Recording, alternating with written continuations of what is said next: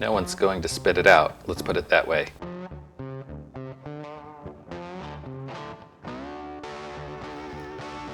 For our dessert, I'm going to make a shortbread cookie that has a butternut squash filling that will be modeled after a pumpkin pie.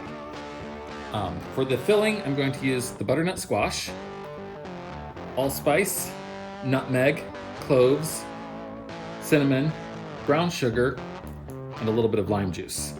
You can use fresh lime juice if you want, but since I'm really only using it to get the acid, it's going to work just fine to use the bottled.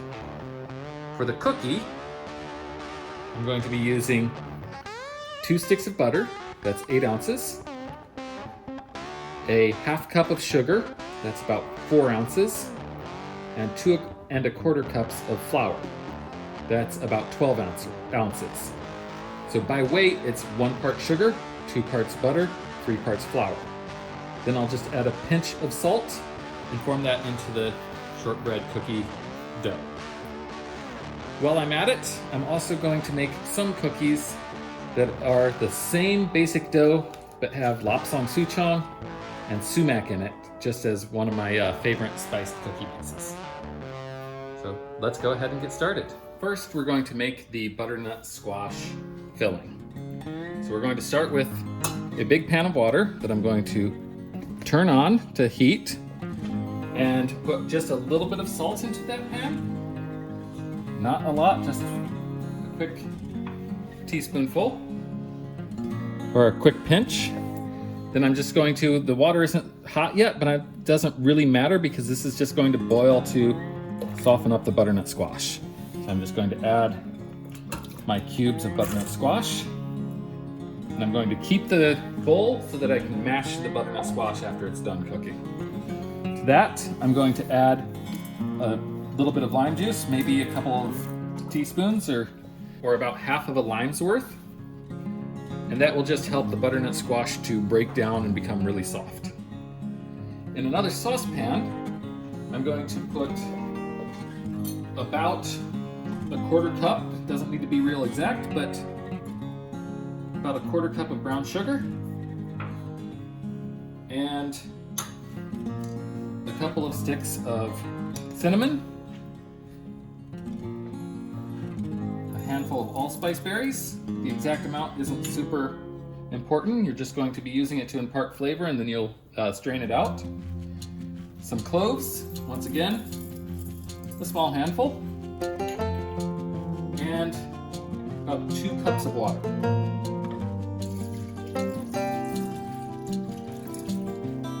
I'm going to turn that on. I'm going to start it on high just to get it boiling as quickly as I can.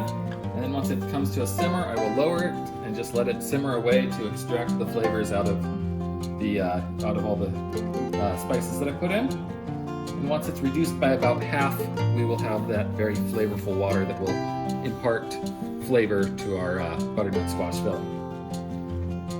To this, I'm going to put just a pinch of salt just to round it out, and about half of a nutmeg. I like to use, this would be maybe a teaspoon or a half of a teaspoon of nutmeg if you're doing pre-ground. I like to grind it fresh, so just grind it right over the top until I've used about half of it. And while we wait for that to cook, we can go ahead and make the shortbread cookie dough. To make our shortbread cookie dough, we need 2 sticks of softened butter.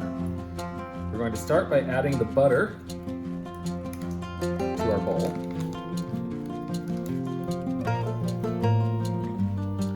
And then, that's 8 ounces of butter.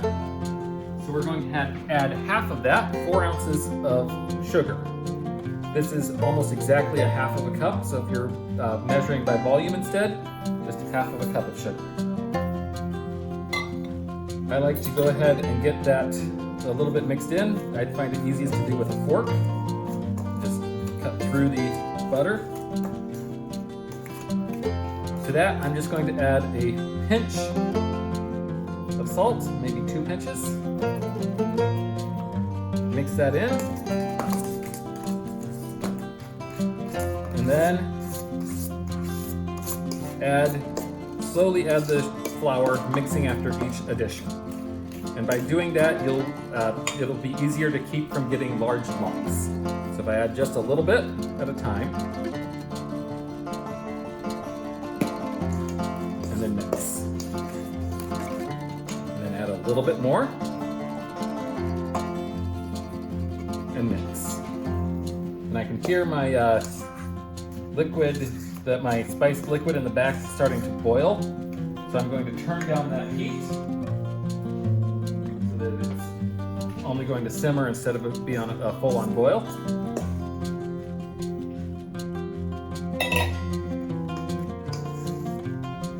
And so this is really, really crumbly at this point, but it doesn't seem like it's incorporating much more. When you get right to the end, you're going to have to get your hands dirty. So you're going to have to, right at the end, to get it all to come together. The easiest way to do it is to forget the fork or spoon if you're using a spoon. Just get your hands in there and press it down until it clumps together. Break it apart so that you can get the stuff on the bottom.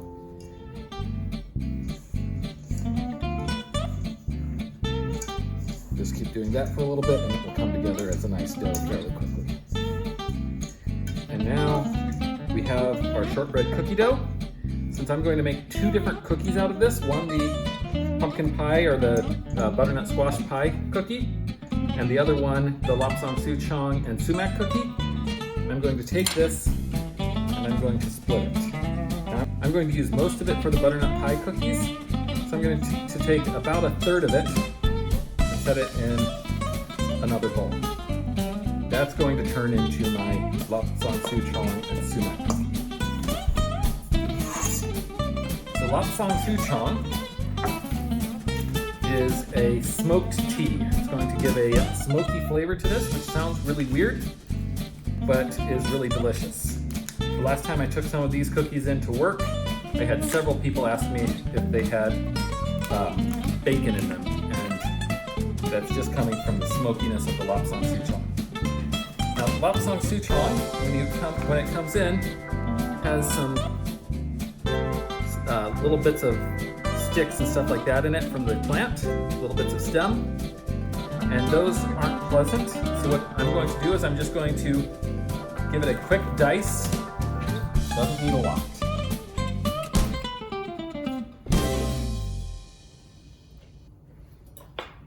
And then sumac is a spice that adds almost a citrusy flavor to it. So I'm just going to go ahead and put a similar amount of sumac, maybe half a teaspoon, maybe 3/4 of a teaspoon, something like that, of sumac into it, and then mix that together.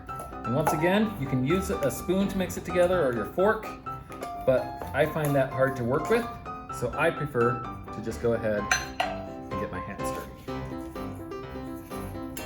And this, we're going to just leave it as it is until we form it into little cups that we will pre-bake, then add until they're mostly done, and then add in the filling, and then finish baking.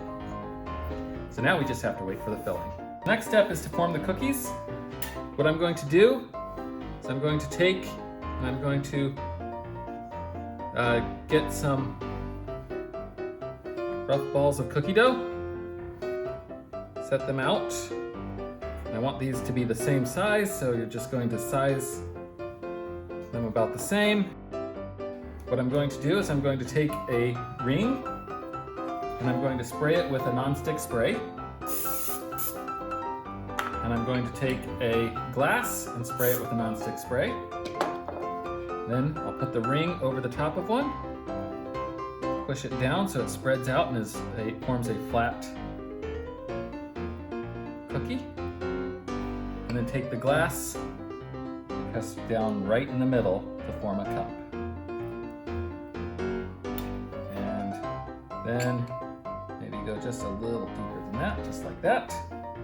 And there's the first one. And we'll do it again. Spread it out most of the way. Stick the cup in to push it out the rest of the way.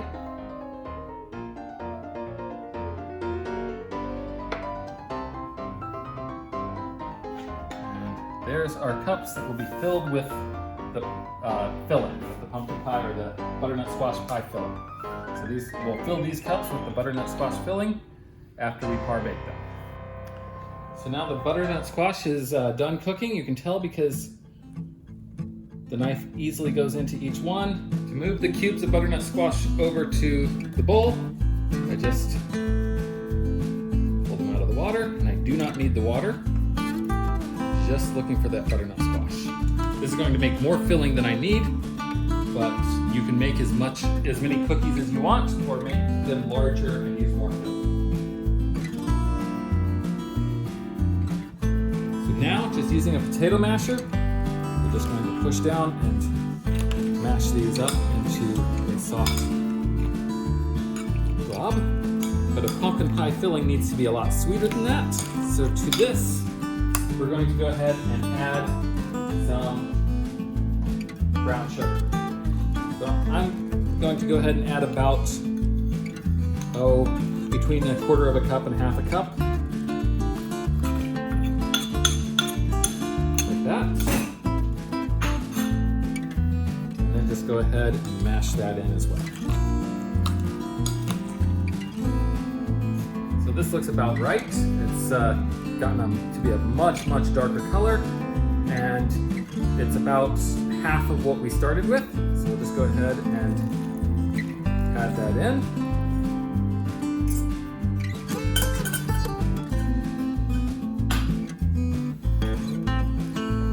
And mix it in. And this is now a very, very, very wet filling. And that's way too wet. We will never be able to cook that much water out of it by baking it. So we're going to go ahead and put that back on the stove in this form to let it continue to cook out. And we'll remove a lot more moisture on the stove and dump it back into the same pan.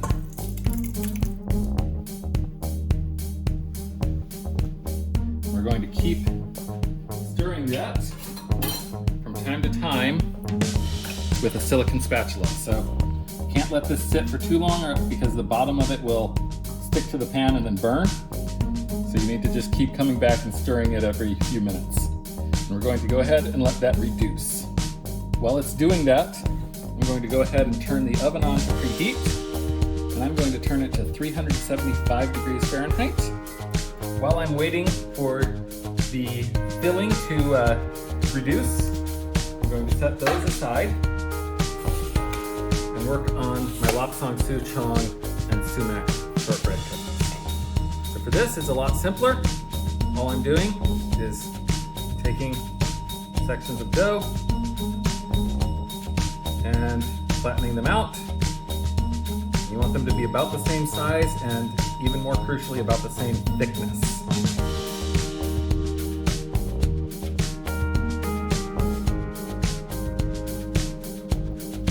And those will be our Lapsang Souchong and Sumac cookies. So now, we've cooked out most of the moisture. If you stir it up, you'll see that it is starting to thicken up. There's still liquid in it, but if you stir it, that liquid mostly dissolves. And so we've got a much thickened sauce. The oven is now preheated, so I'm going to go ahead and put the cookies into the oven.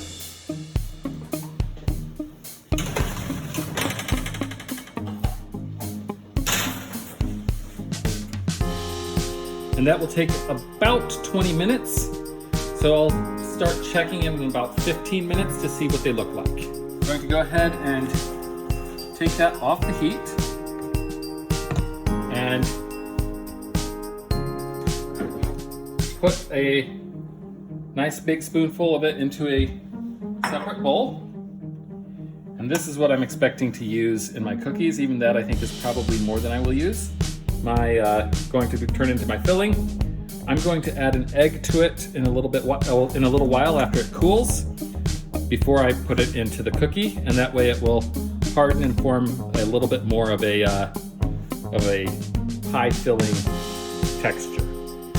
So it's been about 15 minutes. I actually put this in the refrigerator for just a little bit to help it cool down faster. It's still pretty warm, but I'm looking for it to be just cool enough that if I add an egg, and I'm careful about it, I can put it in without it cooking the egg as I add it, so that I can stir the egg in. What I'm doing right now is I'm just kind of using my fork to mash up any larger chunks so that I get a cleaner puree. And I don't want it to be perfect. I do want some texture in there, but I want a little bit less than what I've got currently. So I'm just mashing it up a little bit finer than my potato masher would get it. So here's an egg, and I'm just going to go ahead and add that right into the middle, like that. Really quickly whisk it in. I do this really quickly. Keep doing it until it cools for a while. It should. If I keep whisking them really quickly, it shouldn't curdle and turn into a hard-boiled egg. So now I've done that. It's looking really liquid again, a much lighter color. But that's what we're going to put in the middle, and that egg is going to help it form a solid custardy top. It's been about 15 minutes, and I'm going to go ahead and pull out my egg cups that are just starting to get a little bit brown around the edges, and that's what you're looking for, is just a slight amount of brownness. But now I'm just going to take a spoon and spoon a little bit of the filling to the middle of each one. And I want a nice little heaping spoonful right now. Looks like I'm getting about a spoonful and a half of each one. And then those go right back into the oven. So these are going to go right back into the oven. Got to be really careful that you don't spill it. But these can go right back in there.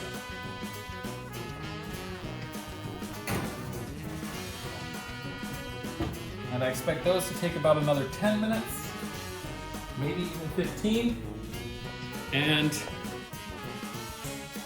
the other cookies that I put in there earlier will be done in 4 or 5 minutes. Okay, so now I'm going to pull out the Lapsang Souchong cookies, and I'll show you what to look for to see if they're done. Here's the Lapsang Souchong cookies, and if you notice around the edges, you're starting to get just a little bit of browning. The middle is still fairly light colored, but the edges are just starting to brown around the edges, especially near the bottom. So the Lapsang Souchong cookies have been cooling for a minute or two in the pan. The pan's still hot enough that I need a hot pan holder to hold on to it, but it should have firmed up enough that I can go ahead and take cookie out of the pan and just remove it over to the wire rack. If we look at the bottom of the cookie like this, the bottom is now a nice uniform, fairly dark color. So that bottom gives this nice uniform dark color. The top is still fairly light. Okay, so I'm going to go ahead and pull out the butternut squash cookies as well. If you were making a pie, you would use the wobble test to make sure that you still have a little bit of motion in the filling. There isn't enough filling for that to work. So what you're going to do is you're looking for the crust itself is starting to brown around the edges, and you've got structure, but it's not hard filling. So the filling is not hard, but it does have structure.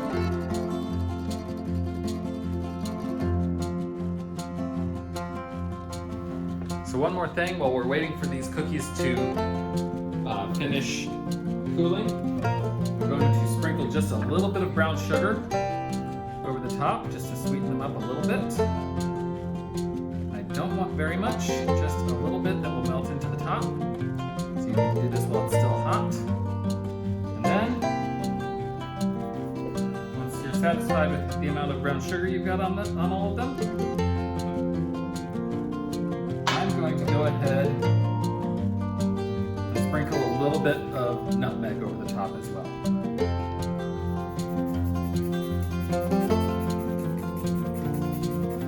The first cookie I'm going to try is the Butternut Squash cookie.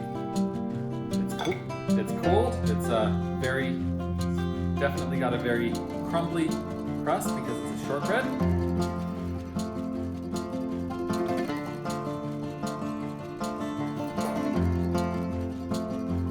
The filling tastes very much like a pumpkin pie filling, just a tiny bit less sweet. But then because of the brown sugar on top, that sweetness is matched. And the crust itself, or the cookie itself, is sweeter than a pie crust, so it actually matches pretty well. And I'm really enjoying that.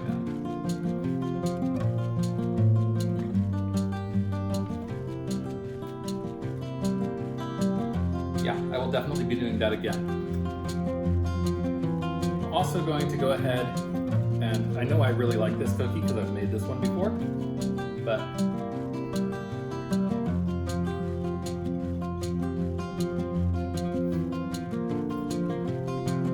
it has a smoky sweetness that really does bring in a flavor that you're not used to in a sweet cookie, but I really like.